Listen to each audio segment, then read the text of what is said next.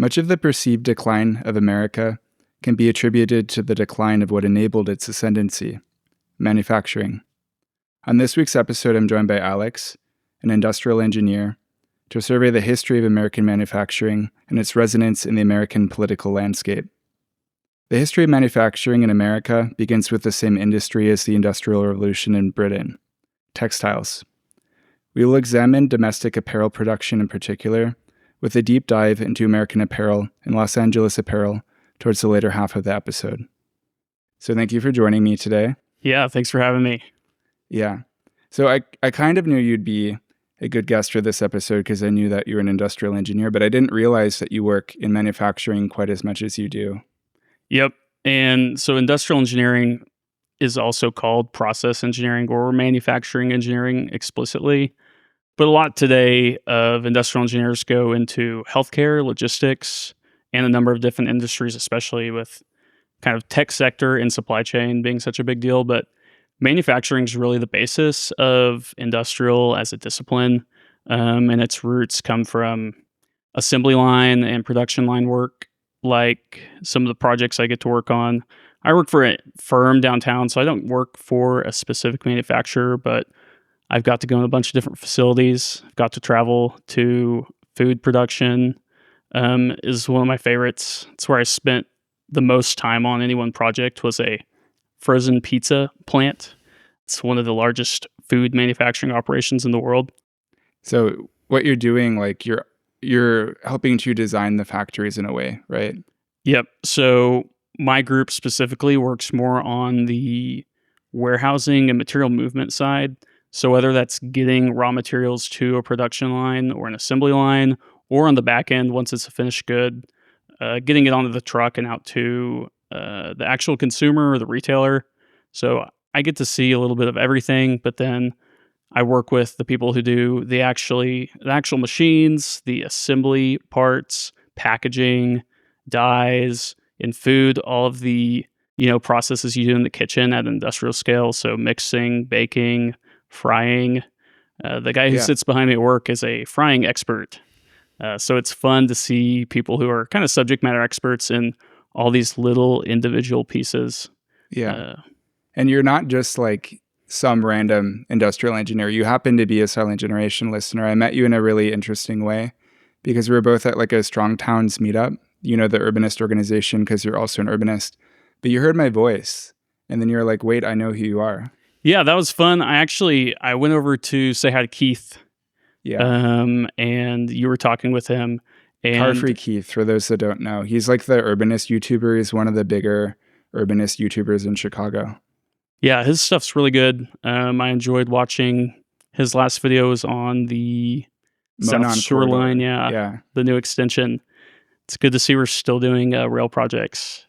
Yeah. At some places in the Midwest. But yeah, I was talking to Keith and introduced myself to you, and I recognized your voice instantly. Took me a second to pin exactly where, but it was kind of fun to get to dive into that. I can't remember where I first heard about the show, but I want to say it was the bike skepticism episode got shared somewhere. Yeah. And on the urbanist side of things, I mean, I love biking around the city. It's one of my favorite things. So yeah, it was a fun listen. I'm glad you like that one because, urbanists are really into biking, and that one is, talking about how I, as an urbanist, am a bit skeptical of biking. So I appreciate that I didn't turn you off to the podcast. But I want to begin by asking you the question, do you try to buy American-made goods? Is buying American-made something that's important to you? So honestly, once I've relegated myself to buying something new versus getting it secondhand or vintage or just used in general, I'm not looking that closely at if it's made in America or not. And maybe some of that is just price sensitivity like anyone else, but also knowing a decent amount about manufacturing. Made in America or made in any particular country is as much a marketing slogan as it is real. I mean, yeah, we're going to talk about like textiles and stuff, shirts and garments a lot later in this episode. And when you think about even made in America, does it matter to you where the cotton was grown, where the fiber was spun, where the dyes were sourced from, versus where it was cut and sewed, or who printed the graphic on it. So I don't get that caught up in it. I do love when certain industries, especially I think like Scandinavian furniture, have those regional ties that influence design. But we live in a global economy, and Yeah. everything that's made comes from a little bit from all over the world these days. Yeah, it's hard for like you knowing how manufacturing works to really buy the label when it says it's from one particular location, because I mean most products are globalized, cars being the most. So like the supply chain involves thousands of different parts, and it's like sourced from all over the world, from like microchips to the rubber to the metal to the plastic. It's like it's can be that car can ultimately be made here and assembled here, but it's not that meaningful to have the label of American made when it's like, sourced from all over the world. Yep. But when you see like made in USA on something, generally at the minimum, unless they're just straight up lying to you, which happens, it generally is talking about the final assembly. So parts can be sourced from 10 different countries on 3 different continents. But if you're putting it all together and putting the label on it in the United States, you can usually get away with made in America. Yeah. And for you as a consumer, I've learned that you're a little bit thrifty, right? So it's like you don't often actually buy new. Like you prefer to buy secondhand, I think, right? Yeah, furniture especially. Uh-huh. It's just really hard to get stuff that is solid wood, for example, Mm-hmm. that is new and not insanely expensive. And I mean, a lot of the old stuff is just cooler, in my opinion. Yeah, you prefer antiques. Yeah, same with clothes. I'll buy things if I need them to fill a gap, but I like to go thrift and shop even if I'm not going to buy anything, just to look. It's kind of like going to a museum, in my opinion. So buying secondhand is a lot more fun. I love having a story, especially with where I got stuff.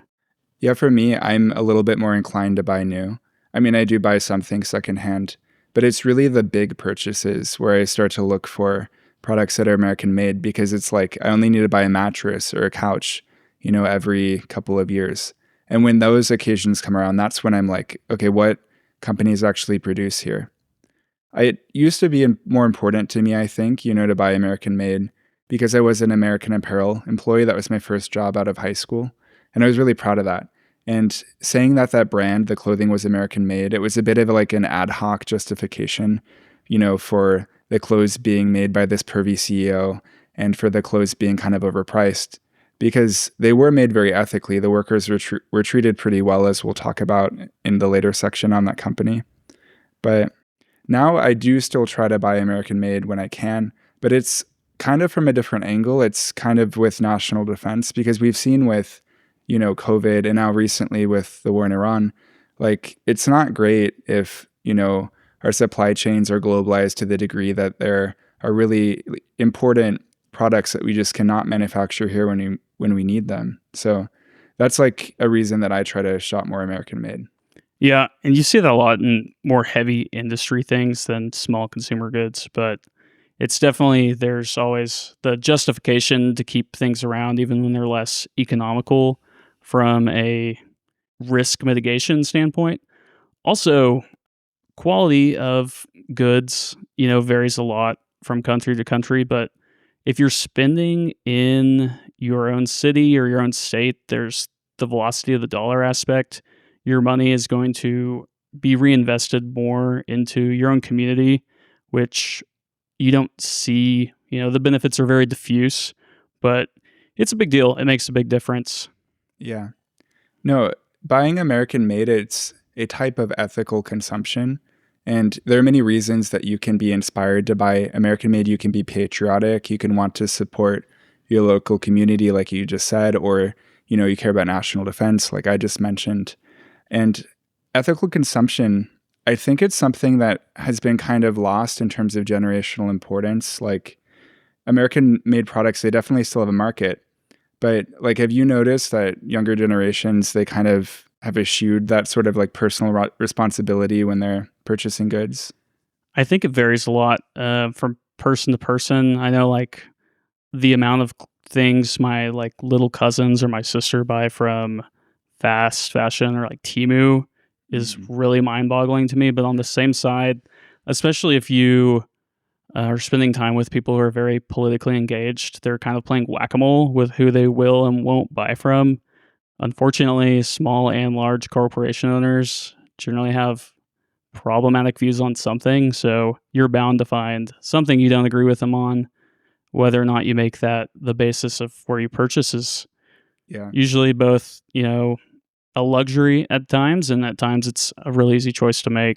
Yeah, that's something that I find with Generation Z is that they're open to boycotting brands for political reasons, but they're not really as invested in the broader sort of ethical consumption categories. And just to define it really quick, so according to Encyclopedia Britannica, it refers to a form of political activism based on the premise that purchasers and markets consume not only goods, but also implicitly the process used to produce them. So this is what motivates people to buy fair trade, carbon neutral, recycled products, or American made. It's because they feel personally responsible for how the products were produced. And I think that that's something that older generations were really receptive to when those ideas first emerged. Like boomers, Gen X, millennials, when they were first told that, if this notebook is made out of recycled paper, it will help save the environment. They've really bought into that initially. And then with each successive generation, I think that trust really kind of eroded. But it also has to do with like boomers having a very different idea of what environmentalism meant to that generation. Like their sort of way of thinking of it was more what I would frame as conservationism, where they're very anti-development. They really just like thought anti-consumption was the way to help like mitigate the climate crisis. And then now the way that I think like Zoomers view environmental ethical consumption, it's really what I frame as being the sort of Sunrise Movement brand. You're familiar with them probably, right? Yeah. Yeah, I mean, they're pretty big. A couple of years ago, they were the organization that was really espousing the Green New Deal. But their way of framing the climate crisis is basically like individuals and their consumer choices cannot make a dent because the majority of the climate crisis, it's being caused by large corporations and governments. And those are the institutions that can really mitigate what's going on. But yeah, they just don't buy into the idea that like if you recycle water bottles, then like you're going to save the world. Yeah, I think there's definitely some nihilism built into that. Yeah. If you can just say that the top 100 companies account for whatever it is, 80% of emissions, and absolve yourself of responsibility, might make you feel a little more justified in choices you were going to make anyway. But ultimately, corporations have consumer bases, and you can vote with your dollar a little bit. Yeah. It's not the end all be all, and you can't fix all these problems simply through consumerism, but it makes a difference. Yeah. I mean, they neglect to realize that, their individual choices do spur all of the actions of those large corporations. And that if they were to be like, if they were not to consume those products, they wouldn't have those secondary effects. It is like a sort of, it's like an intentional ignorance is bliss kind of thing, I think. But yeah, for me, I actually really like the idea of voting with my dollar. I think it's one of the few ways that I can personally sort of shape the world around me because otherwise I'm just relying on like institutions like the government to really try and change things. But for example, like I as an urbanist, I would love if the world was more car free. And I am car free. I don't like own one, but the only way that I can really shape the world around me in that way is like I try to shop at businesses that don't have parking lots because then, those more pedestrian oriented businesses are going to do well with my support. You as an urbanist, do you ever try to vote with your dollar in any particular ways? Yeah, for sure. And I really like being car free and really living in a place like Chicago that enables that to such a degree, makes your purchasing habits so much more local. Large urban areas like Chicago also have just a much higher density of small-owned businesses. Yeah. You think about how you get out into the suburbs and everything's a chain. It's a lot easier to avoid that on my block where most everything is not. Yeah. I do find actually that New York City has far less chains than we do here. I don't know why that is. But do you like overall think you try to vote with your dollar? Is that an approach you would take? Is that an approach you take, just in general in life? Yeah, I think so. And Honestly, I'm a little stingy in general, so I love an excuse to not buy something. Yeah.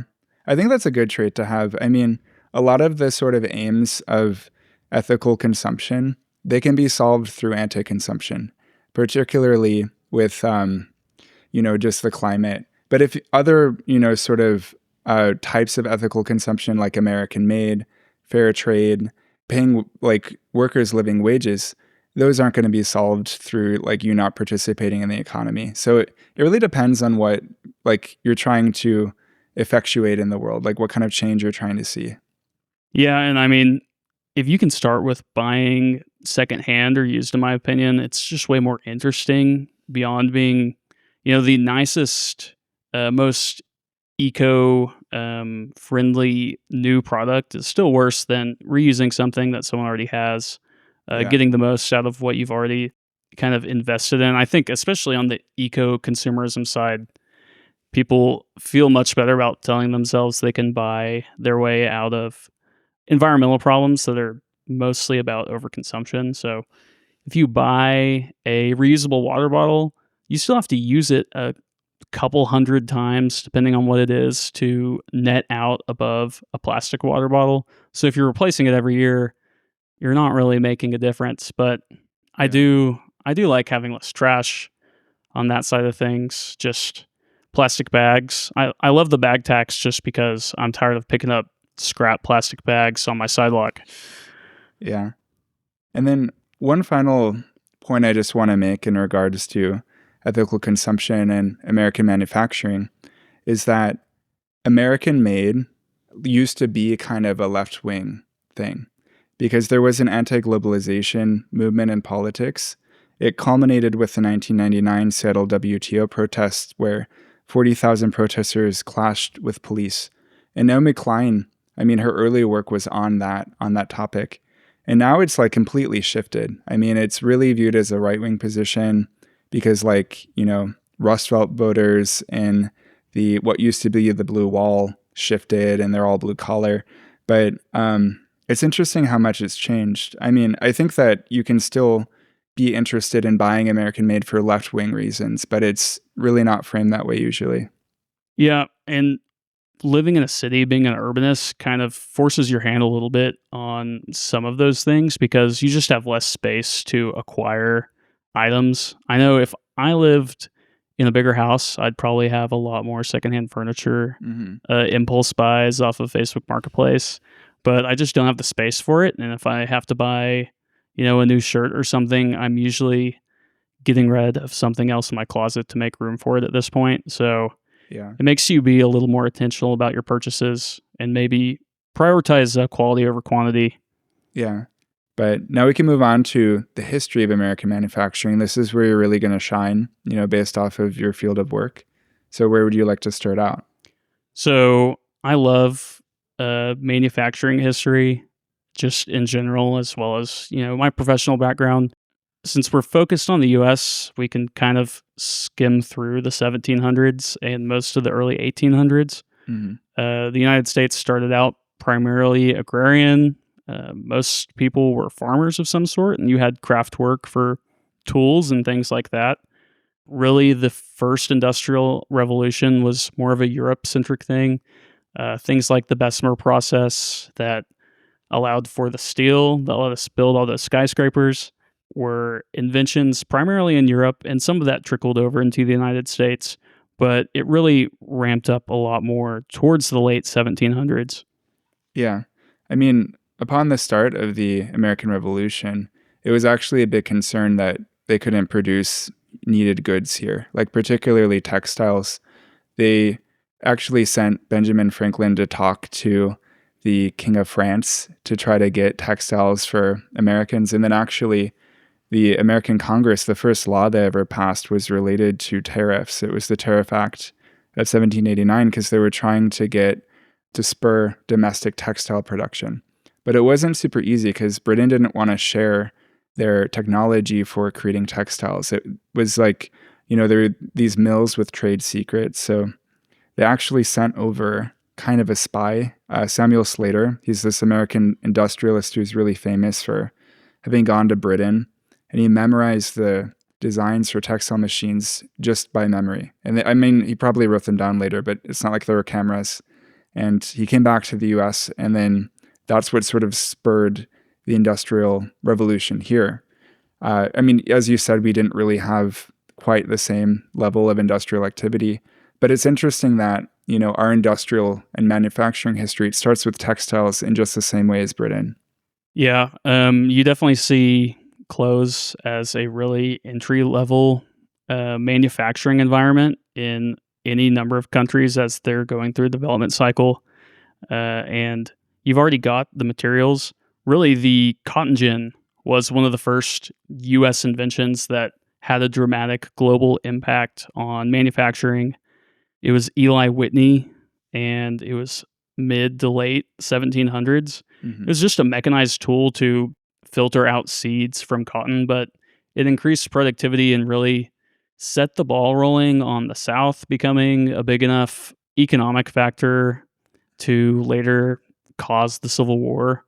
So it's interesting to think about how growth and productivity really changes the balance of both the national within the United States economic and the global economic balance as you're able to make more inventions and progress through kind of those technology trees.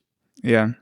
The South didn't really industrialize, though, the same way that the Northeast started to, and then the Midwest. The factories remained there at the start of the Civil War, which is part of the reason why the Union won. The South just couldn't produce, you know, the goods they needed to win the war.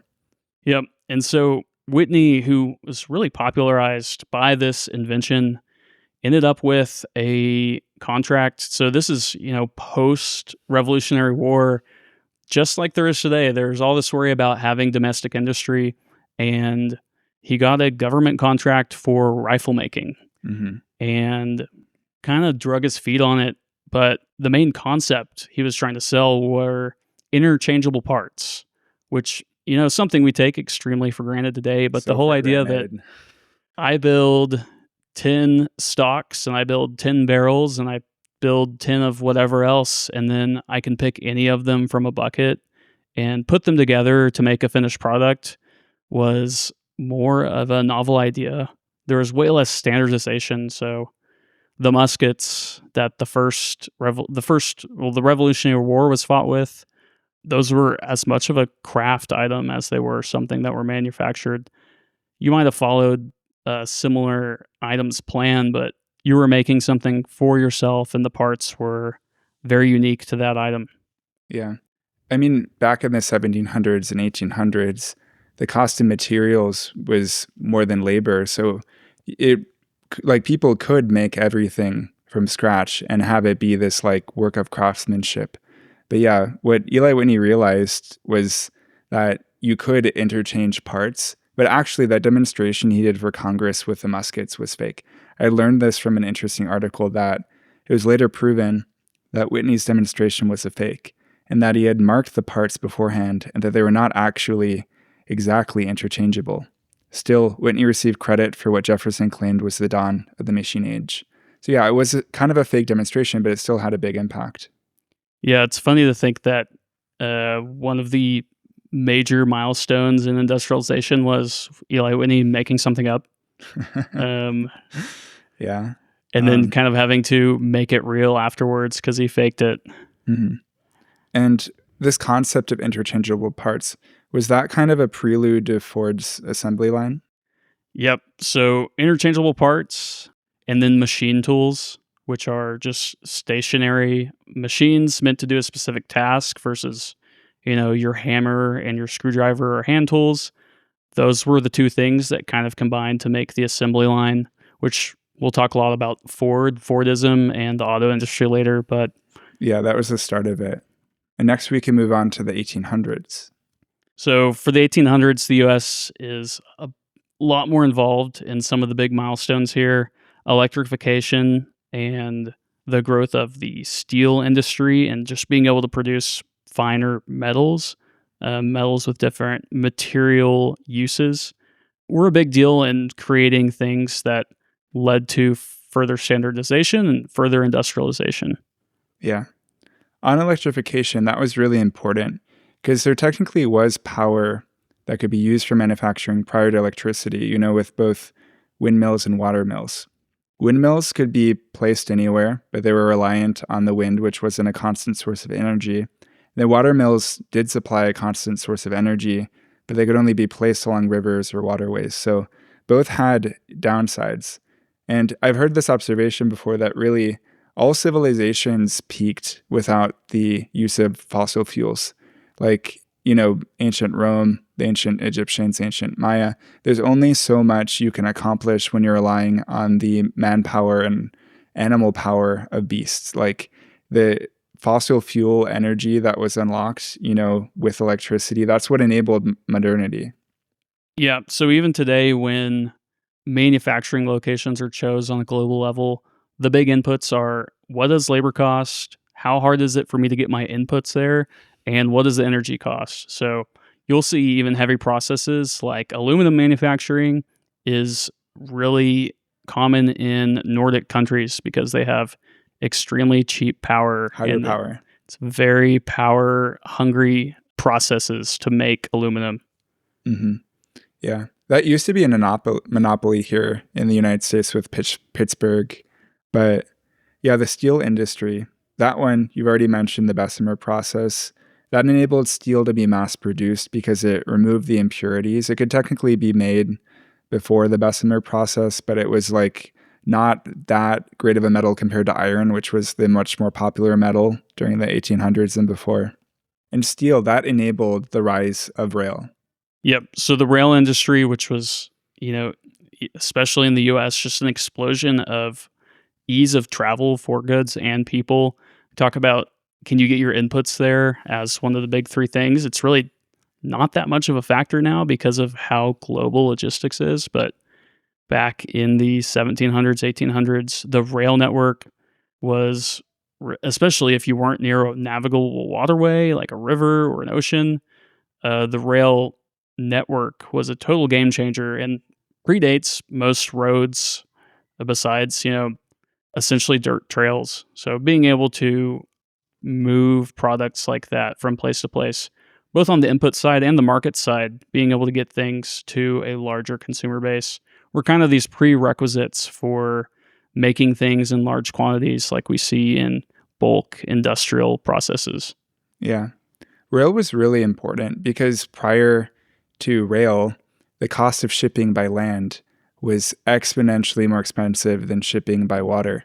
Like the Silk Road, which was one of the most famous trade routes along land in the ancient world, by the time you reached one end of the Silk Road to the other, a product could be marked up 10,000%.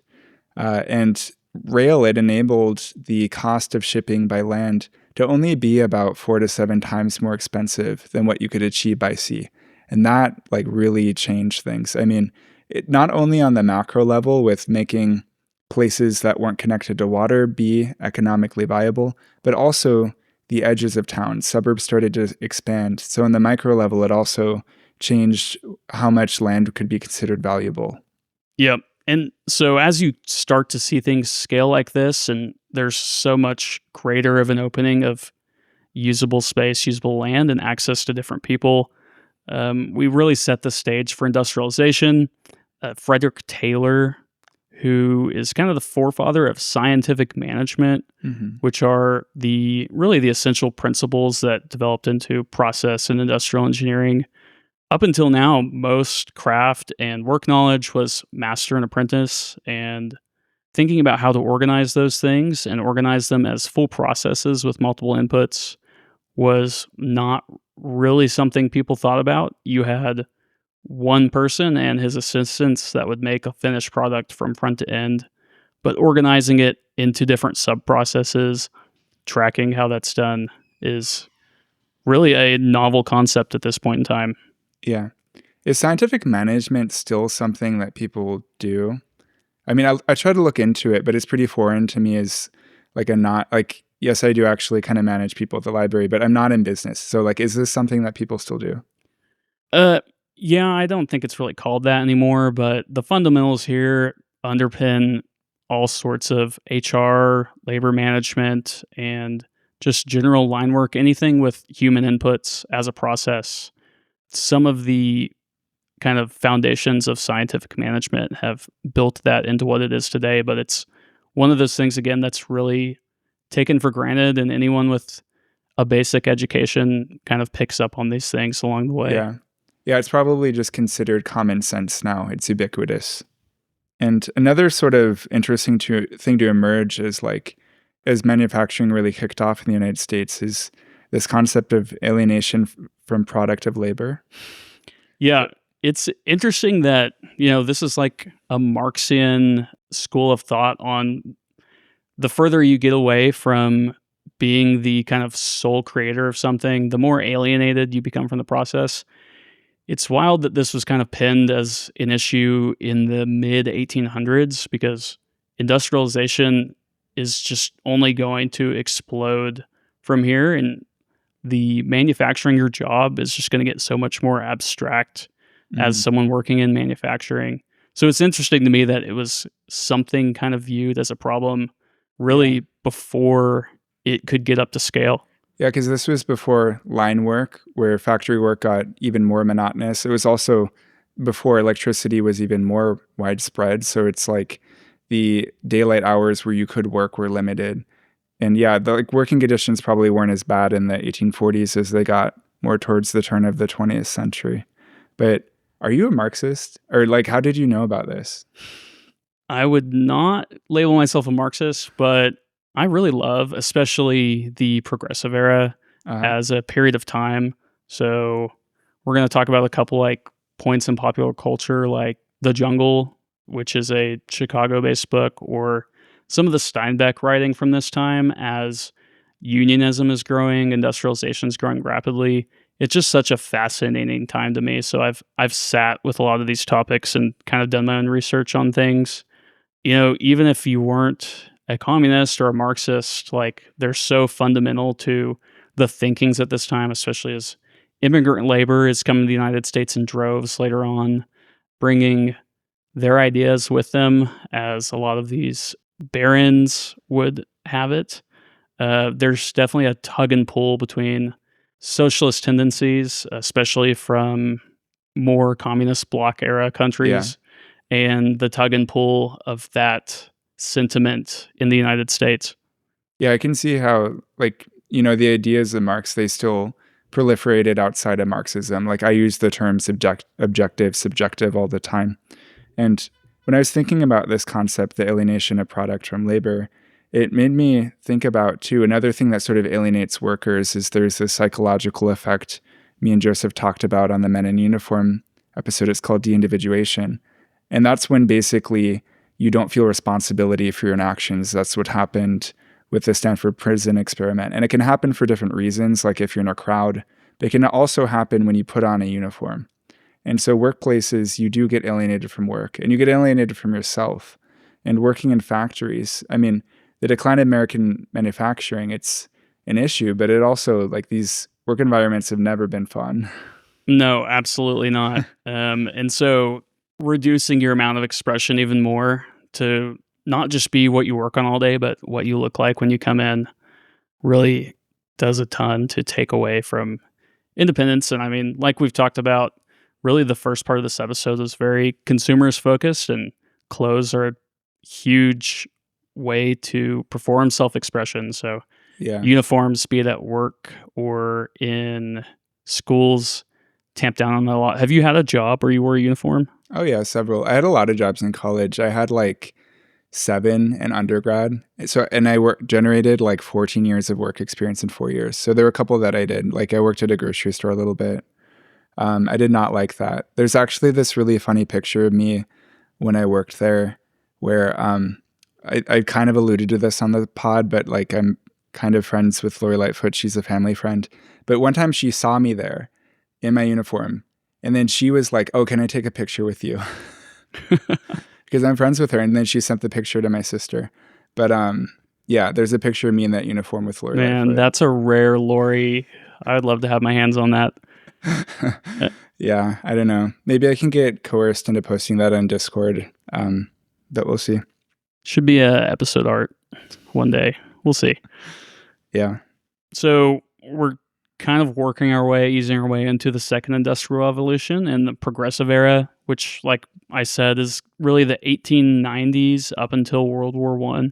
So this is an era of stark industrialization. Manufacturing is growing, and U.S. output as a share of global output is really becoming a, notable number. Mm-hmm. Yeah, it's starting to get there. I mean, just to jog people's memories, because actually it had been a while since I thought about this, since I was in high school, but there have been 3 confirmed industrial revolutions, right? There's the first one, which was in Britain around textiles, and then there's the second one, in the years you defined, and that was really enabled by electricity. And then the most recent one, which we're debatably in or we're out of, and that one is based around technology and computers. And then now we might be in the fourth one with AI, but we'll see. Yeah, the fourth one is kind of that you can't define things until you're out of them, but very much cybernetics, physical systems are being replaced by software-based systems to a greater and greater degree. But like anything, it's much easier to define when something ended in hindsight than when you're in it. Yeah. And in relation to the progressive era, one of the things that helped spur that was this really important event in Chicago, the Haymarket Affair. It was initially a protest for an 8-hour workday on the west side of Chicago, and it lasted a couple of days. And then there was this event that happened where, like, someone in the crowd, they threw a bomb at a group of police officers that killed 7 police officers and 4 civilians. And a bunch of anarchists got charged, and the evidence behind it was pretty flimsy. Like, they said they found a bomb, or like what looked like a bomb, in one of their houses. All the others that were charged, there was even less evidence to really tie them to the event. But there was no evidence that any of them were the ones that threw the bomb. And it was this really important trial where they actually executed at the end, I believe, 4 of them. And this really kicked off, the labor movement in the United States. Like, radicals like Emma Goldman, who you're probably familiar with, like, this actually was the start of her life as an anarchist, because she had an argument with a family member over the day that those anarchists got executed. And then she got in an argument, ran away from home. Then, like, she, got involved with all these radical political circles. But this really was the start of it in many ways. Yeah, the Haymarket Affair was really stemmed from the fact that the workday as an abstraction didn't really exist yet. So for employed work like you see in industrial factories at this time, most people are putting in 60 hours a week on average. That's 10-hour days, 6 days a week. You're usually not working Sundays. But besides just the conditions, which we'll get into more, which are not good at this time, there's just increased demand for output. The hours are long. The processes are grueling. The work is becoming more and more repetitive. And it definitely stems from this, a lot of things stem in both the workers' rights side of things and efficiency and manufacturing processes as a whole kind of take form to a way that we really see even today in this era. Yeah. I mean, I definitely take it for granted now. Now, like, me working 40 hours a week, I'm like, oh my God, this is so much. But I mean, there were children working in factories 16-hour shifts sometimes. Like, it's crazy to think about. And one such place that was like really grueling was the Triangle Shirtwaist Factory. This is another thing that, listeners will probably think back to like high school with, but this happened in 1911. There was a fire that happened inside of it, and the factory owners, they'd locked the doors and the exits to the stairwells because they were concerned that workers might take unauthorized breaks or that they might steal garments. And this was actually common practice back in the time. But they had blocked the exits, the fire started, the doors were made of metal, got so hot that people couldn't open them. Some people managed to survive by getting out through elevators or by like going to the top of the building. But like over 100 people died, a lot of them, below 18. And it was like this really shocking event, not just for the people who died, but like the spectators, because there are people on the street watching like burning people fall. It was pretty brutal. Yeah, it's a good reminder that a bunch of things we take for granted as far as work rights and labor standards today are all painted in blood. So yeah, May Day, is an output of the Haymarket Affair, the Food and Drug Administration. Any sort of regulatory body usually existed because of something obscene that was happening in the early 1900s. Yeah. So Henry Ford and Detroit and the auto industry are a huge pillar, and still today a really standout industry as far as manufacturing goes. In the United States, yeah. Right. Henry Ford, first of all, not a good guy, avid anti-Semite, funded many publications that were expressly anti-Semitic in nature. That was the whole point of them. And, traded ideas with early 1910s, 1920s Hitler, like really some nasty stuff in here. Definitely the Yeah. first thing I'd I'm- like to point out. I'm kind of surprised by that because, I mean, whenever I've heard accounts of his biography, they always talk about how altruistic he was to his workers and how he gave them a living wage to the point that they could afford his Model Ts, and how great he was for that. I never hear any of this other stuff. I'm actually kind of shocked by it, but he was innovative, though, admittedly, in manufacturing. Yep. So in Ford, got his start really like putting together pre-assembled parts, which is interesting to think about because, like many things, when you start at such a small scale, it's hard to bring things in-house.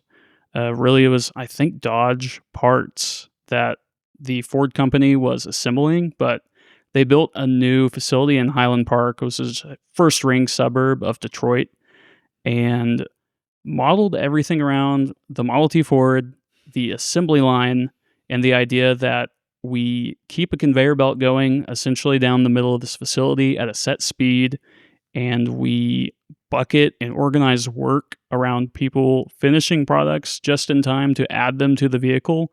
And when it gets to the end of the lot, it's ready to roll off as a finished product. Yeah. So the assembly line, as we conceptualize it today, was really a product of the auto industry and Henry Ford. I mean, anyone who knows the tiniest iota about American manufacturing knows about how important this was for increasing productivity, but it kind of sucked for the workers because it really meant instead of knowing how to create a car from start to finish, they would just know one part. And yes, they got better and better at that one thing, but it was a lot more monotonous for them. Yeah, work that was used to be like before master and apprentice, and you had skilled craftsmen that did specific parts. Like you did an engine, you worked on an engine until it was basically a finished product. Got broken down more into very simple things like I attach this bolt or I screw in this hole.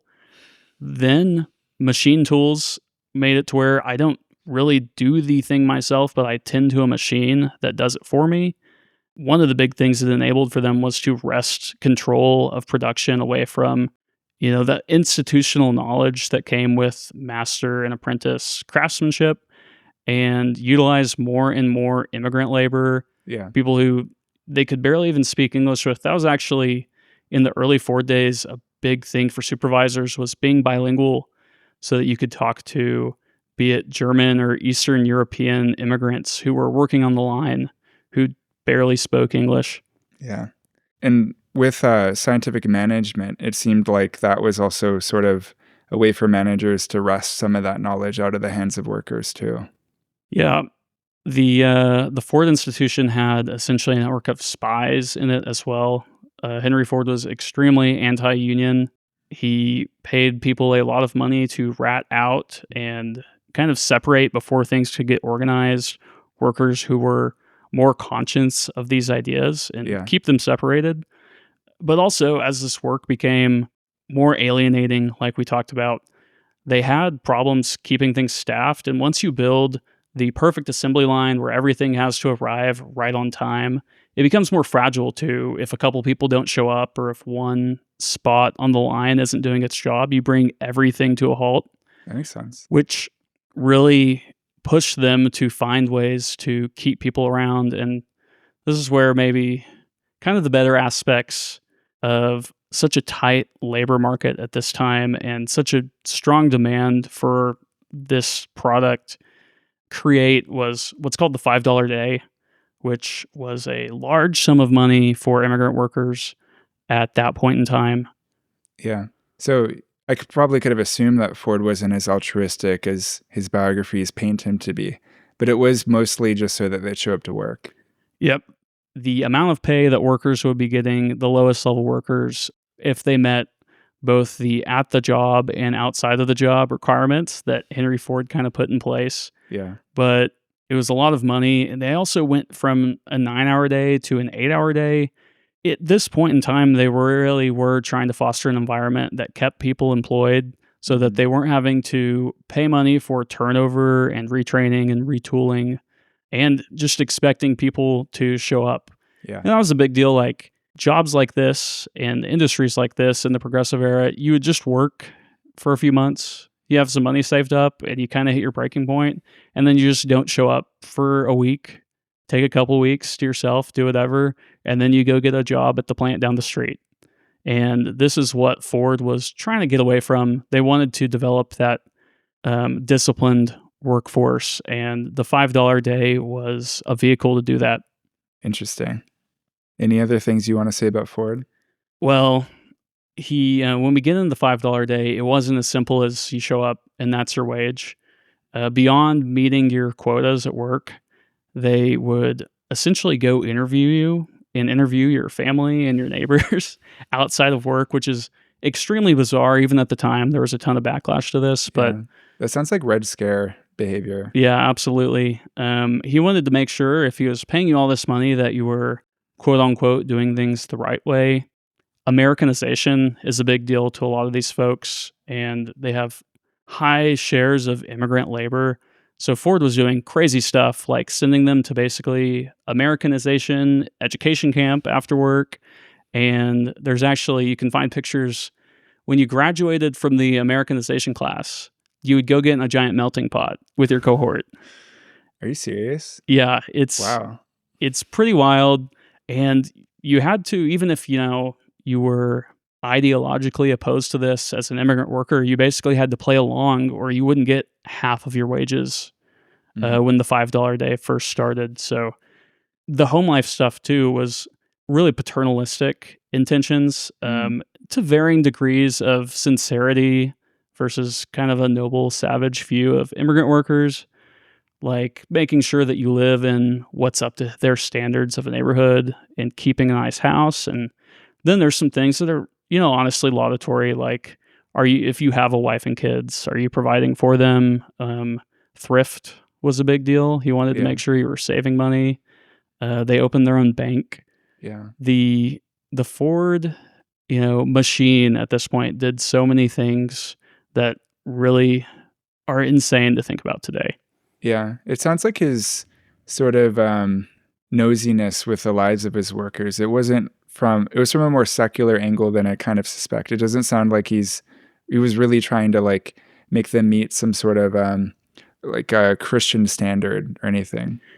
Yeah. And when I've read about this, you don't really see anything about going to church specifically. So it is interesting that it is, like you said, a more secular drive. They let people keep their own religions, but you had to have this very Western, very became middle-class American lifestyle, or at least fake it enough to be up to Ford standards.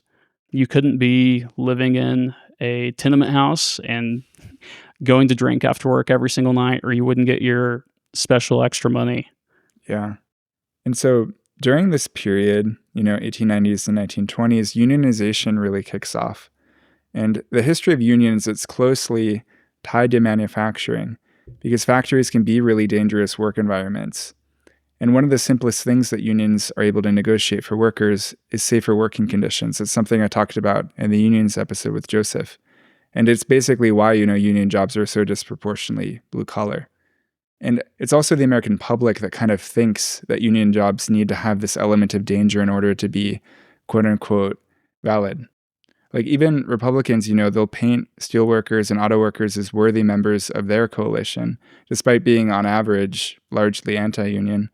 And Americans, they're less open to the idea of like service industry workers, like those at Starbucks with Starbucks Workers United being in unions, because they just think like the dangerous environments that are created through manufacturing, that's where unions are really appropriate. Yeah, there's definitely a gendered aspect to this too. Oh yeah, against pink collar work. Yeah, Mhm. more male-dominated industries, more physically intensive industries are seen as more valid of this, and to some extent, it's true, but not for all, that you're put into more danger. I mean, we talk about triangle shirtwaist as a good example of garment work, which has always been a heavily feminine-dominated industry. And factory work, actually, it used to be primarily women and children that actually worked in factories because the factory owners could pay them less than men on average. Yeah, so I want to talk about The Jungle by Upton Sinclair, which is a fiction story around the meatpacking industry in Chicago in the early 1900s. When I learned about this in high school, it's basically two sentences where Upton Sinclair went and wrote a story about how gross meatpacking was, and then the FDA was established and everything was fixed. But I was wondering if you, like growing up in Chicago, got a more in-depth coverage of that kind of growing up. Yeah, because, I mean, I learned about it in school a couple of times, both in middle school and high school. Also, the Chicago History Museum, they have a portion of the museum that's dedicated to the stockyards, so I did learn a bit more about it. But it was really only that meatpacking was gross and unsanitary. There are other sections of the book that cover other aspects of Chicago, right? Yeah, so it is centered around an immigrant man and his family. I can't remember the name, but he moves to the United States. He lives in back of the yards. He starts out in a job in the meatpacking industry. He eventually ends up at a steel mill. He is doing crimes, and he's also involved in kind of political racketeering and organizing for party bosses. And then the whole last chapter or so is essentially the author holding you by both of your shoulders, looking you in the eye, and telling you why you should unionize and become a socialist. They leave most of that out in my textbooks in high school. Yeah. I mean, you can frame the book in so many ways. It can be about just making meat more sanitary, like the FDA, I believe it was created in response to how graphic this novel was. It can also be framed as like a vegan or vegetarian novel of just being like, don't eat meat, period. And then also it's just a story of how, like, what life was like in Chicago and, the labor, how horrible it was for workers at the time. Because actually that's one of the ways I've engaged in ethical consumption previously, because when I was in high school, I didn't eat meat for a period of maybe 3 years. And it was because I didn't want to work in a slaughterhouse. I had this principle where I was like, I shouldn't pay others to do work I wouldn't want to do, which is kind of impossible, but it's noble to try, and I was trying at the time. Yeah, industrial meat processing is pretty nasty. I've never been to a kill facility, which is what they call anything with live animals and then no longer alive animals within it. I don't really hope to, but yeah, to your point, the industrialized process of harvesting meat is pretty grueling if you think too hard about it. And really, a lot of people fall back into the same voting with your dollar things, whether it's little things like the eggs that are $1 more, or foregoing meat entirely. Yeah, I can't imagine my job being killing animals like all day. That's like the worst job I can imagine.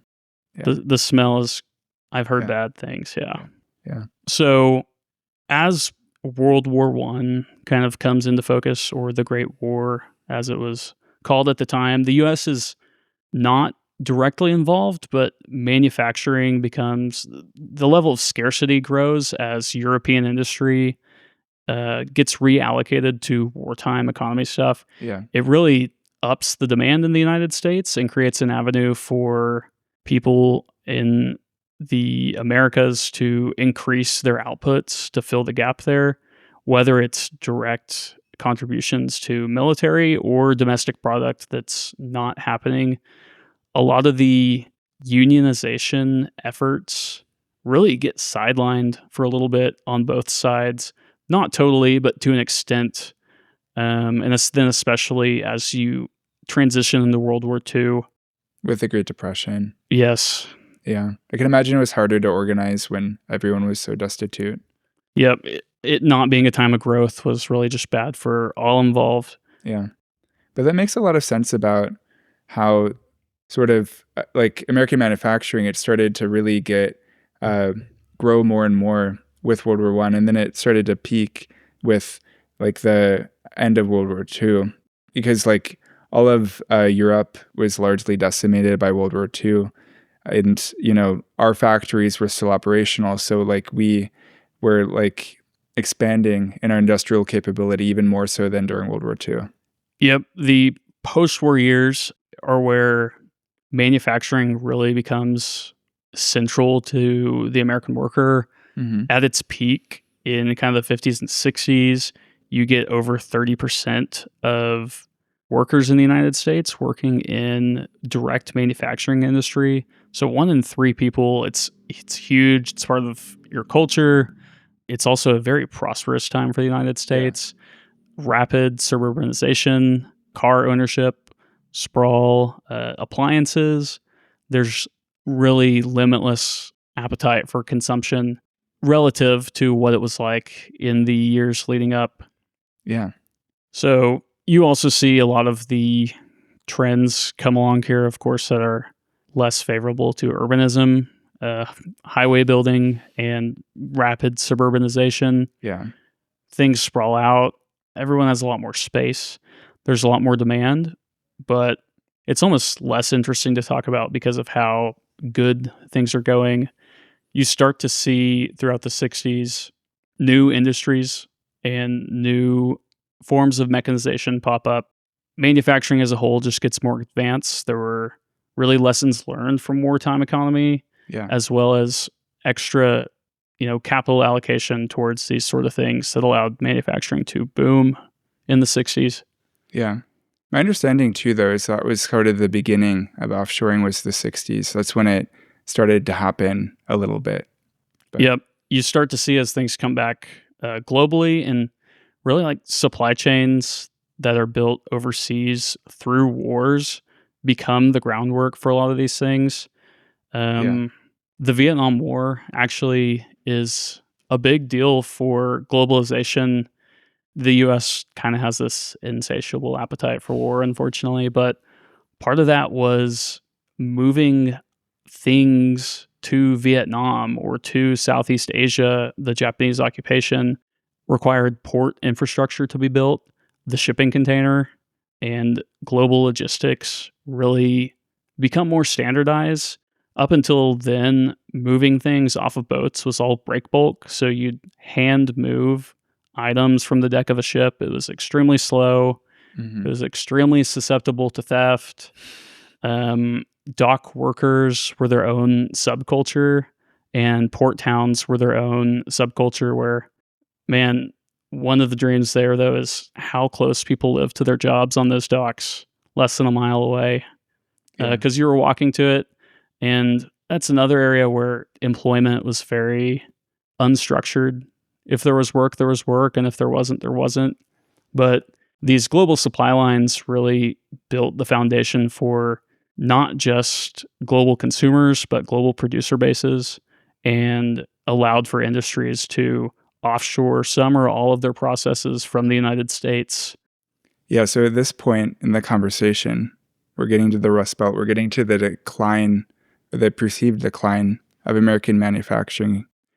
The industrial capacity, as we're going to talk about towards the end of the United States, it hasn't really gone down, but it has shifted a bit, to southern states. It's really like the key industries, though, that were centered here along the Great Lakes that were like the deepest and most impacted.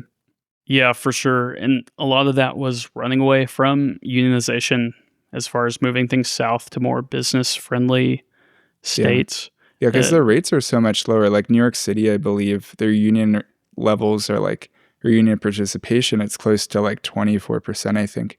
And then for some southern states, it gets as low as 2%. And that's a big reason that businesses want to move to Sunbelt states and set up shop there. Yep. In the kind of air conditioning era, there are fewer barriers to moving down south for both life and for industry, but still the union kind of bona fides of the Midwest. There's a ton of built up institutional knowledge. Wages are higher, which keeps employment more steady, which allows for some of that institutional knowledge to hold on.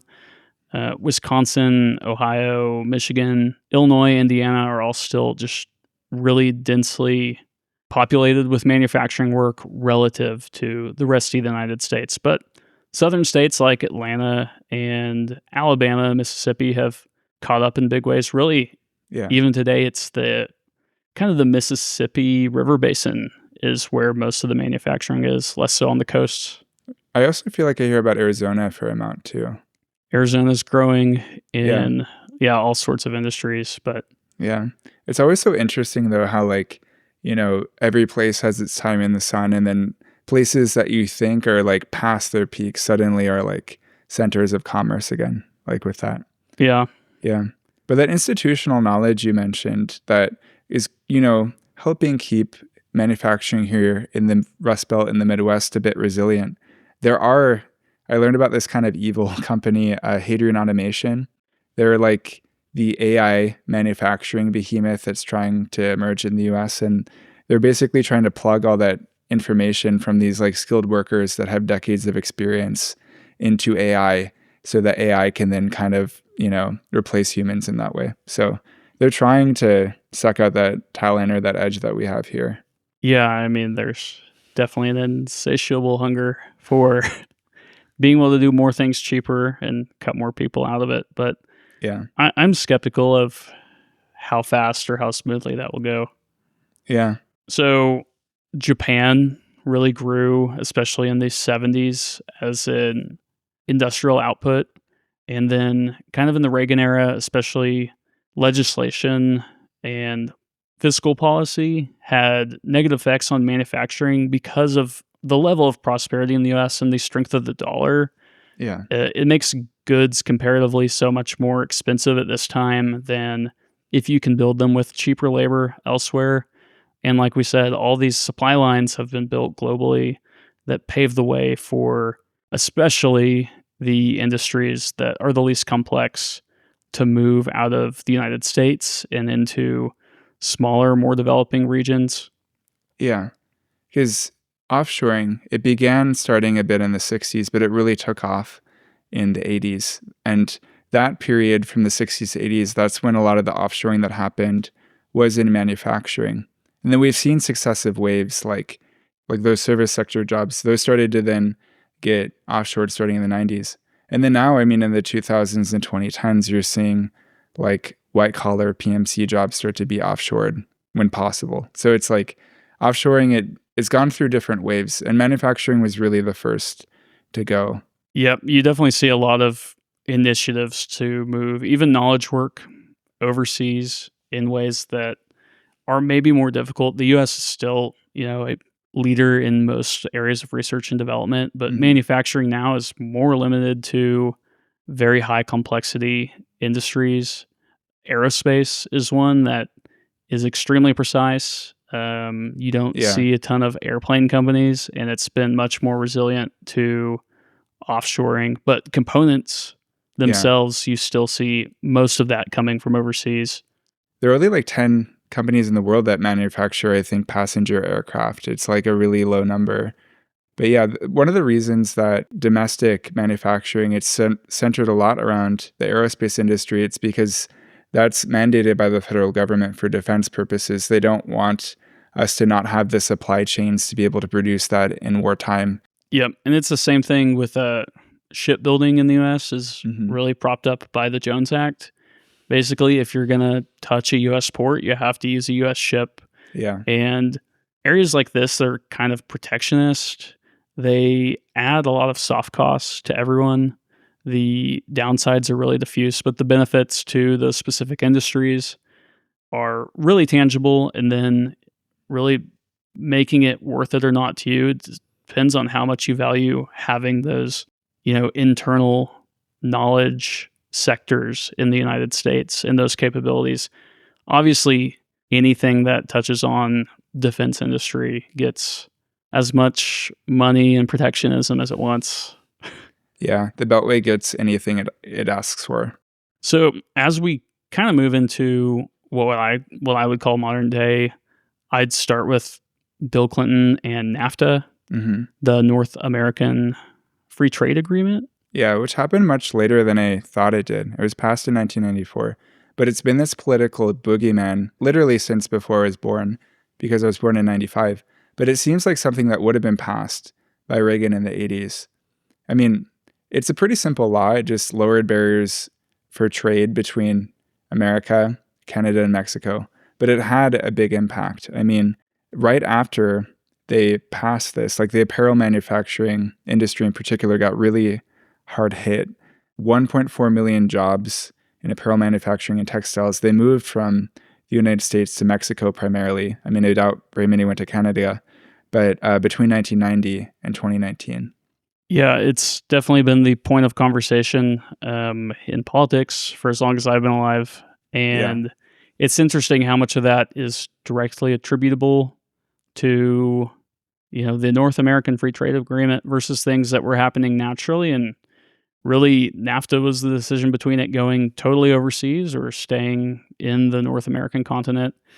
In my opinion, industrialization and better standards of living in Mexico and Canada are better for us, but maybe I'm just a little more globally minded than others. Yeah.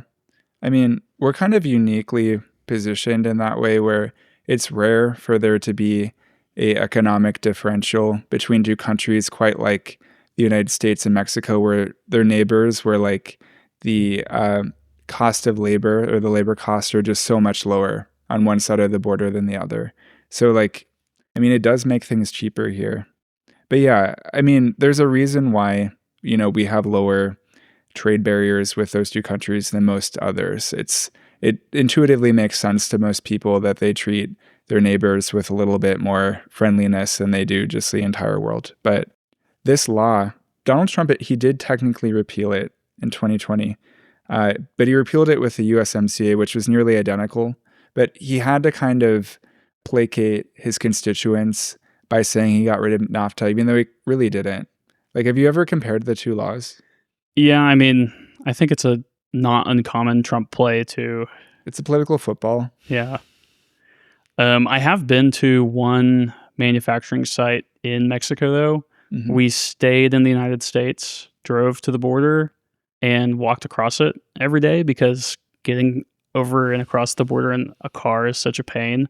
And so much of these manufacturing operations are literally right along the Texas or California or Arizona borders with the United States and Mexico. Yeah. I mean, San Diego, I believe one of their light rail lines, the blue line, like the first stop or the southern end, it's in Mexico, I think. It's like, and it has crazy high ridership compared to the rest of the system.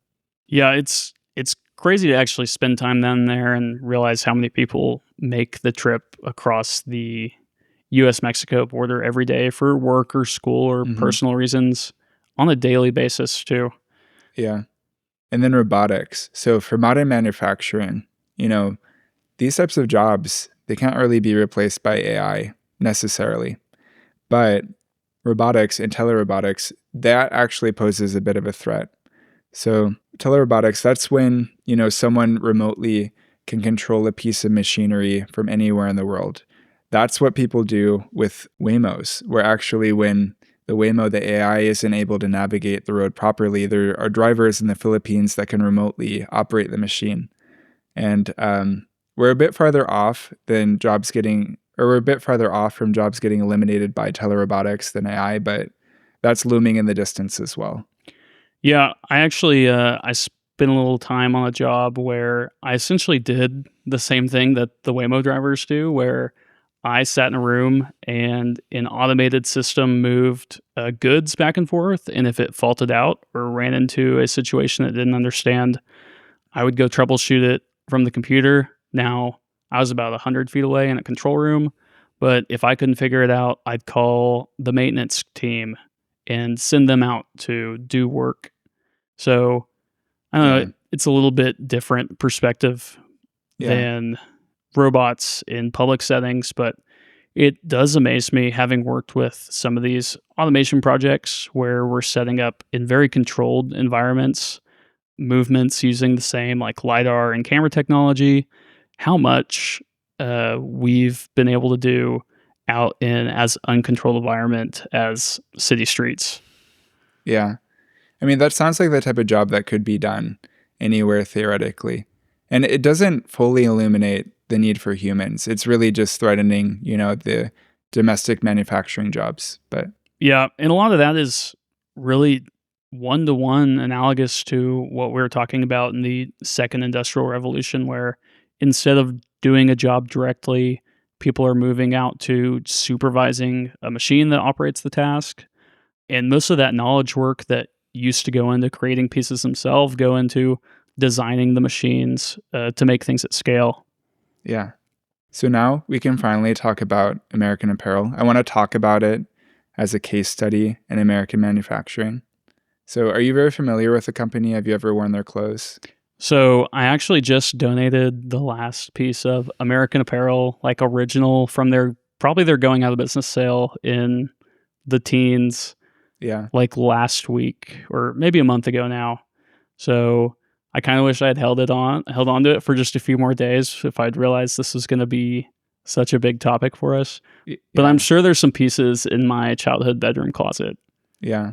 Did you get that from like a physical store when they're going out of business? It was absolutely online. Okay. So, I mean, I grew up much more south than this. We did not have a brick and mortar American Apparel in my state growing up. It was funny though, researching for this, I was checking, where the locations were. So you said that was your first job? Yeah, that was my first one. I worked at CH3, which was their Evanston location. I also worked at CH6, which was in Lakeview and Boys Town. But there were 9 at one point. Not all at once, but I mean, there were a fair number of locations here in the city. Yeah, that's kind of crazy to think about. But yeah, I looked at just 2 locations. One on Milwaukee Ave is a snowboard shop now. And the one you were at in Lakeview is Reckless Records. Yeah. There's one little piece of the store that's left. It's that arrow you can see from the sidewalk that's neon with purple. That was made for American Apparel. It matches their aesthetic, and that was left for some reason. But everything else original of the store is not there. But okay, the company. So the original American Apparel, that was founded by Dov Charney in Los Angeles, California in 1989. He purchased a factory in the fashion district of LA where all the clothes were designed, cut, and sewn all in one vertically integrated factory. And it grew to be the largest clothing manufacturer in the United States for over a decade. But then he was removed as CEO in 2014, and then the company went downhill, and it ultimately went bankrupt in 2017. But American Apparel, it's really important to the story of American manufacturing in the present day because he was paying those workers extremely well, like $15 an hour at a time when California's minimum wage was well below that, like less than 10. And when American Apparel, when it was advertising its garments and not trying to sell them through sex, it would actually, like some of their ads would be like, meet this worker at the factory, and it would have their name in their bio, and they would talk about their working conditions, and that was one of the ways they try to sell their clothes. It's funny to juxtapose when you talk about basically meeting the workers as a marketing campaign. The first thing that comes to mind for me are like the Chick-fil-A ad campaigns. I haven't seen those. Actually, I've only ever eaten there a couple of times. They love to platform a story where the workers all chip in money to help someone get a car or something like that. It's interesting because maybe especially you talk about selling sex, the kind of company ethos is really on the other end of the spectrum. Much more Christian and wholesome. Yeah, I mean, some of the American Apparel ads, like there's this one really famous one where it says made in Bangladesh. And it's this model who actually I met her once. She worked for the headquarters, the factory. But she is Bangladeshi, and then she's just topless. And it's like, why? But yeah, you linked an article for me to look at, actually, where it was by Derek Guy. The menswear guy. Yeah. And it actually talked about how, like, a lot of the domestic apparel manufacturing in the United States, it happens in Los Angeles. And it's actually not usually sweatshop free like American Apparel was. Yeah, it's it is really crazy to think about how we talked about garments and textile work as one of the first things to see some mechanization at the front of this episode, but how it's really moved downstream and skipped, hop, and jump to whatever country's got the cheapest labor for there to be a multi-thousand person textile industry in one of the most expensive places for land and labor in the globe. Yeah, in the US particularly, it's like, why would the garment manufacturing industry be centered in one of the most expensive cities in the country? I think it really just has to do with LA having a pretty large immigrant population, because there's a labor pool to pull from of people who already have experience making garments back home. Yeah, and so garment work is just especially resistant to the kind of final stage automation like the robotics we talked about. Mm-hmm. Robotics in particular do really good with materials that are rigid, have big flat surfaces to grab onto, and are extremely repeatable. So you think of things like a bottling plant for Coke or Pepsi, where every can of Coke that comes off the line is exactly the same. It's really easy to build a process out for that, and the can is very rigid so that you can fill it, top it, print the labels on it, and box it or bag it. But clothes, because they are, flimsy in nature, and because especially the fast fashion industry as a whole, or clothes, even when it's not at extreme scales of turnover, cuts are always changing, patterns are always changing, materials and inputs are never one-to-one, they're never exactly the same. So these types of processes really require the best technology we have, which is the human hand. Yeah, I know. It's crazy to think, like, wait, actually, like, why can't, like, a machine just make a t-shirt? Like, it's kind of crazy that it does involve so much human labor still. But I wonder if we are on the cusp maybe of it finally being automated with robotics and AI. I mean, if there were ever going to be a moment where it's suddenly possible, it might be in the near future. But American Apparel, I wanted to talk about it on this week's episode because something that no one really knows or acknowledges about American Apparel, it's that the quality of the clothing got exponentially better as the company matured. Like, originally, American Apparel, their original aesthetic, it was based or inspired by the 1976 Montreal Olympics. If you can picture in your head sweatbands, tank tops, gym shorts, tube socks, and leg warmers, that was the original look. There were all these pieces that were pretty simple, where like the front and the back, there would be like one seam on the side, or like no seam like the tube socks or the sweatbands.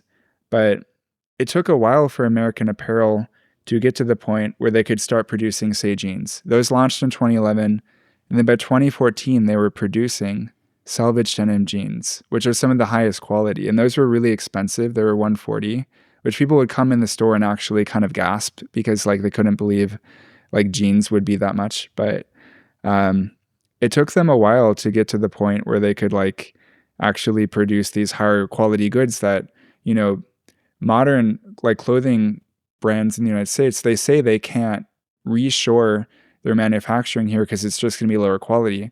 Well, you can. It just takes a little while for it to improve. Yeah, I think, and we talked about the Derek guy writing a minute ago. He does a really good job of kind of painting the case there on you definitely can do garment manufacturing in America, and you can do it where you pay people and work at rates that are reasonable, but at the end of the day, is there a big enough market for people who want to pay 50 to 100% more for a pair of jeans that are made in the United States? And doesn't really seem like it all the time. But yeah. I mean, American Apparel was relatively successful. It was the fastest retail rollout in American history because they went from 0 physical stores to 300 in 3 years. Then, I mean, a lot of that was venture capital funding, and then the company ultimately went bankrupt, but there was a market that could support it at least for a period of time.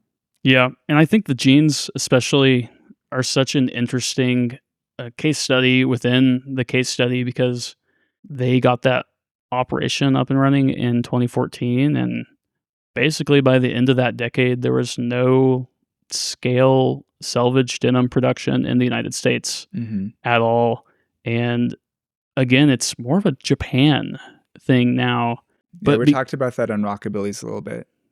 yeah, and it's funny because it's a thing in Japan due to kind of glamorization of United States culture. You know, blue jeans are such a cultural touchstone, but you can only make them or they're only made at scale in a country, or not just Japan, but most notably in a country all the way across the world. Yeah. I mean, when offshoring happened, like the factories were shut down, the jobs were exported along with the equipment. So a lot of the equipment that was used here to produce, some of the finest quality American garments, it was then, sent to Japan or other places. But American Apparel, the brand, it still technically exists. You can go to americanapparel.com, but oh my God, it does not look the same. So after American Apparel went bankrupt in 2017, the brand, it was bought by Gildan. They're a Canadian company. They're just as bad as Gap or Shein or Zara or any other fast fashion brand. Like, they're not known for producing in the United States or producing clothing that's sweatshop free. And there was this initial attempt to sort of adhere to the original vision because Los Angeles Apparel, which we'll get to in a moment, they weren't around yet, or they were small. So American Apparel, they thought they could still occupy the same space.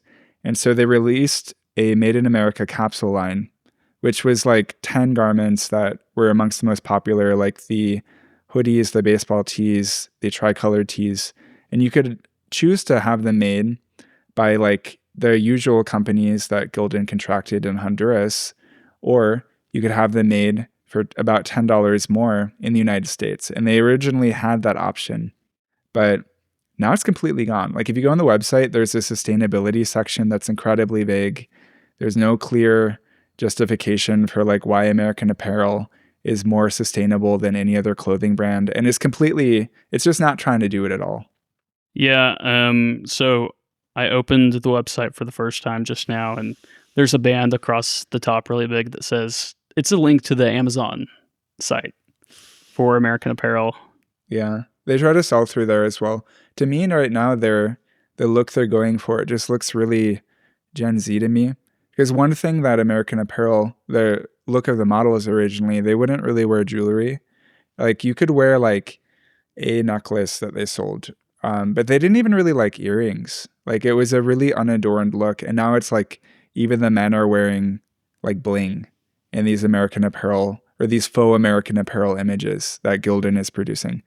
So anyway, I think if you want to purchase clothes that are aligned with American Apparel's original vision, just shop at Los Angeles Apparel. So Dov Charney, after getting fired, once American Apparel was tanking around 2016, 2017, he launched Los Angeles Apparel, which is pretty much a carbon copy.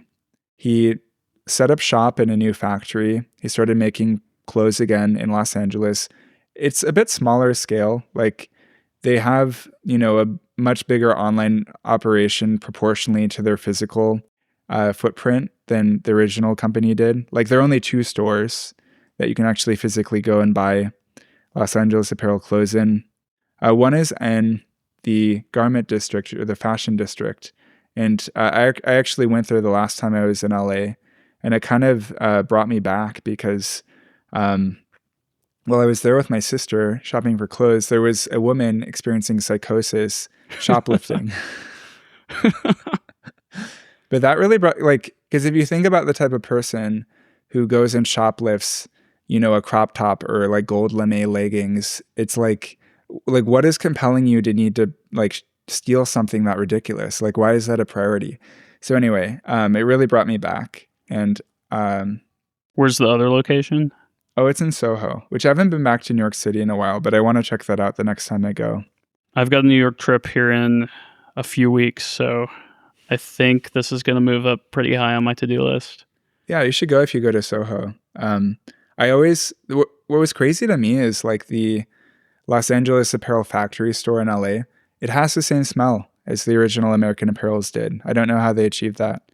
But is it like a fabric dye type smell, or a Hollister caked in cologne smell? No, it's like a fabric. It just smells really fresh to me.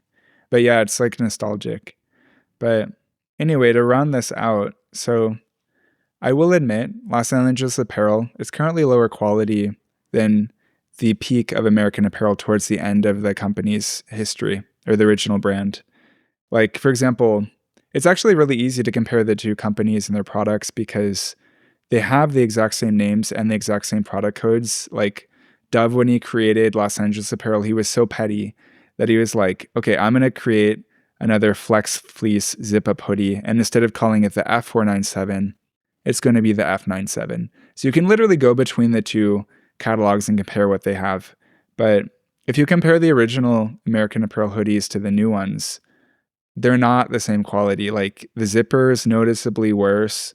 I do think they're a bit less soft. Like those original zip-up hoodies were incredibly soft to the degree that you'd have to wash them by hand. Otherwise, they'd like immediately become a bit less high quality. But I don't know. It could get better. But also, all brands are kind of worse now. Like Abercrombie and Fitch, More Perfect Union put out a video recently where they compared like their old garments to their new ones, and like everything was lower quality, from like the softness of the fabrics to the sturdiness of the zippers and buttons. Yeah, so there's a concept within engineering called value engineering, which at its most basic is just cutting costs. So finding on the process side where you can do things more quickly to achieve the same results, but also on the input side, where can we get cheaper buttons or use thinner thread or skip on a level of stitching. The more colloquial term, I think, these days is inshitification.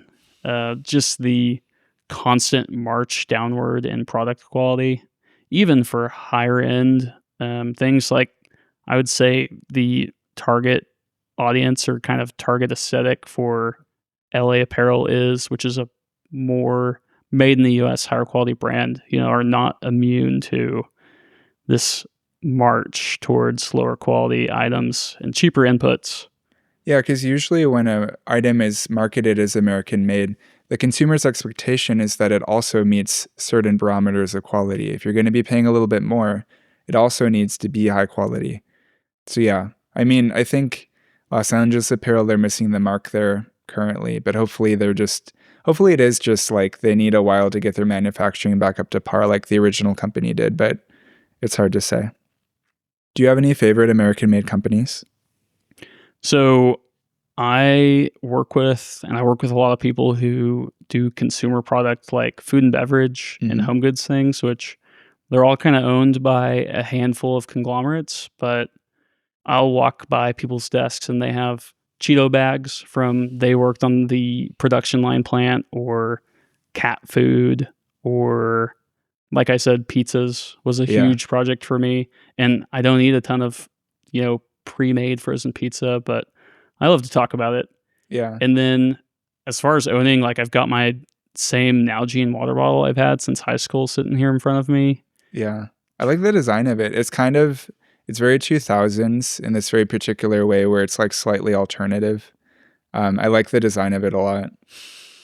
I appreciate having it around, especially because water bottles and tumblers these days kind of go through these trends every year. There's a new Stanley Cup. Yeah, exactly. But I've had the same Nalgene, and it's pretty indestructible, has held up very well for being a plastic water bottle for a decade now for me. Yeah, and that's produced in the US, I learned. Yeah, in I think Rochester, New York. Mm-hmm. And then like I've got my LL Bean boots, which are one of the few products they still make in the United States, and definitely a piece of, Americana kind of prep clothing that I think is very timeless and really high quality. Yeah, I mean, all American clothing brands were made in the United States if they're old enough. And I mean, LL Bean, it was founded in 1912, meaning that it was well before globalization ever really happened. But now, I mean, for products, the company, it still kind of tries to market itself with a flair of being heritage or American made. But like, if you look at labels, like it'll say like made in Honduras with American made fabric. Like it's not the same. Yeah, what really sucks is LL Bean in particular had a lifetime guarantee on all their products. And I think in the 2010s, especially, people kind of started to take advantage of it. You'd go thrift a pair of falling apart bean boots, and you'd put them in the mail and expect them to send you back a brand new pair, which gets away from the design intention of you build something, you create something that's going to last a long time. And Yeah. they ended up getting rid of the policy in the 20 teens, and now it's, a standard 1-year warranty or something like that. Yeah. I've never owned any of their boots, but it's a shame they got rid of that policy. And then for the final section, I just want to talk a bit about the public discourse on American manufacturing, because we're talking about it. It's a hot topic in politics every election year. Both parties, they try to pander to voters who care about American manufacturing, but in reality, has American manufacture declined? The total outputs, as a value, hasn't really declined, but definitely as a percentage of the workforce and as a cultural touchstone for the United States, it's declined precipitously. Now manufacturing work is maybe about 10% or sub 10% of employment And it in used the to be United 30. States. Yeah, so definitely a big step down as far as how common it is to know someone who works in a direct manufacturing industry. The service sector, the tech sector Yeah. have both kind of grown to fill those bubbles. Yeah. I mean, I looked into this and I was a bit surprised to learn that the manufacturing output of the United States, it really hasn't gone down. Yes, as you mentioned, the percentage of percentage of workers employed in that sector, it's at all-time lows, but they're managing to put out just as much. We're still number 2 in the world in terms of industrial output. I mean, a little under double. I mean, China puts out a little under double what we do. So that's not that far behind. But that idea of a jobless recovery, I mean, that's why this remains a political football, and why Trump's message of make America great again appeals to voters, and why he won the 2016 election. It's because there's this real problem where I don't really like the phrase, low skill, high pay in regards to manufacturing work, because I think the jobs should still, they should be still treated or viewed with respect for the work that they're doing. But there isn't a good replacement for this type of work once these type of jobs disappear. Are you familiar with the documentary American Factory? No, I'm not. It came out in 2019, but it covers basically how there was this glass manufacturing plant in Ohio that it closed, and then it was reopened by a Chinese company, Fuyao. And they interview all of these workers in the film, and it's interesting to hear their perceptions of the job market and how precarious they view their economic future. Because one of the women, she talks about how when the plant was American owned and she was in a union, she could just buy new shoes for her kids when they said they wanted them. And now she has to wait, and she's making less now than she ever probably will, with less experience at the original plant. And yeah, I mean, this is why the perceived decline of American manufacturing, it's still just so important to everyday people in the United States. Yeah, the China as a growth in manufacturing output is also not just something that occurred naturally. There's been a lot of top-down, state investment to bring industry up in a way that we haven't really done in the United States in a long time. Yeah, I mean, Biden was kind of trying to do that by tying, tariffs with certain domestic policies. He was trying to do that a bit.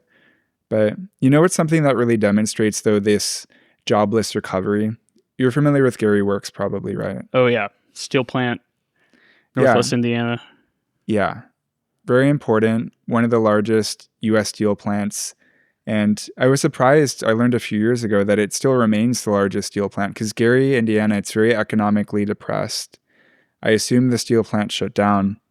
But no, actually, it produces just as much steel today as it did at its peak. But it, instead of employing 30,000 people like it used to, it now only employs 4,000, because automation has cut down the workforce that's needed to put out that same amount of steel.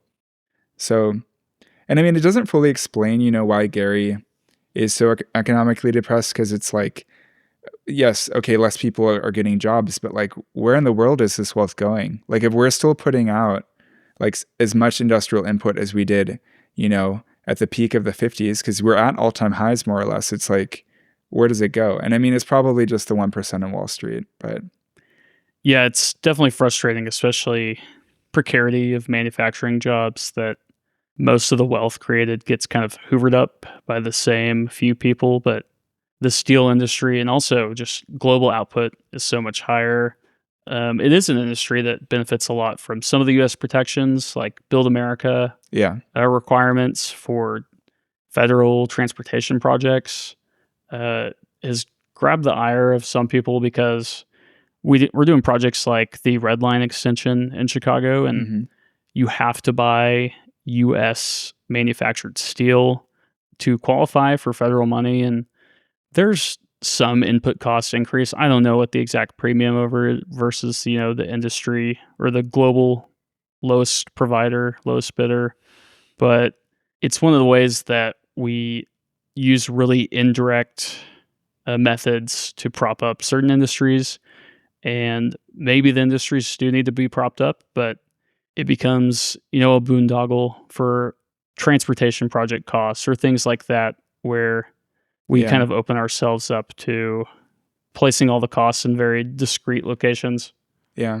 I mean, one of the problems with infrastructure investments in the United States is that they oftentimes, like, they're planned to kind of be like environmental projects or like jobs projects, programs, in the case with public transportation expansion. It's not as simple as like just being like an investment. It's like trying to do all these other things that compete with the main goal, which is like providing transportation. It gets really expensive. But okay, so public discourse on American manufacturing. Voters really want it. I mean, they ask politicians to bring back jobs, but do they actually want it? Yeah, I think it's especially one of those things similar to sustenance farming, where people have an idealized version of what a farm job would look like or what a manufacturing job would look like. Now that we're far enough removed from people who do that work every day, at the end of the day, even though they're a little less satisfying, there's a reason people claw tooth and nail to get their kids in position where they can have an email job. Fake email job. Yeah.